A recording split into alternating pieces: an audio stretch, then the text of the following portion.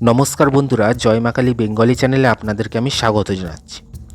আজ আমি এমন একটা বিষয় নিয়ে আপনাদের সঙ্গে কথা বলবো, যা হয়তো অনেক জীবনের গল্প। সে আমাকে কাঁদিয়ে চলে গেছে। যখন আমরা কাউকে মন থেকে ভালোবাসি, তখন তাকে হারানোর কষ্ট ভাষায় প্রকাশ করা যায় না। মনে হয় পৃথিবী থেমে গেছে, প্রতিটা স্মৃতি চোখে জল এনে দেয়।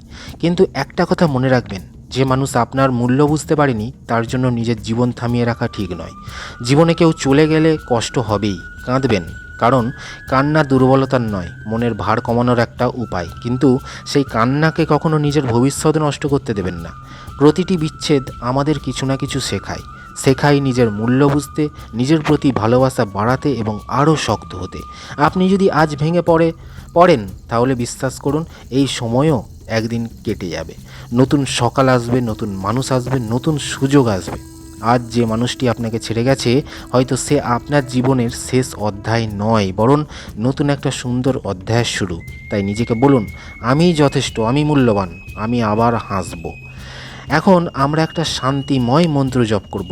মন শান্ত করে চোখ বন্ধ করে কয়েকবার উচ্চারণ করুন, ওং শান্তি শান্তি শান্তি।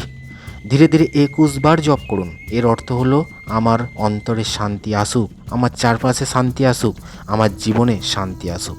বন্ধুরা, মনে রাখবেন, যে চলে গেছে সে আপনার ভাগ্যের শেষ নয়। নিজেকে ভালোবাসুন, নিজের স্বপ্নকে ভালোবাসুন, আর জীবনের দিকে নতুন করে এগিয়ে যান। ধন্যবাদ, সবাই ভালো থাকবেন, শান্ত থাকবেন। নমস্কার।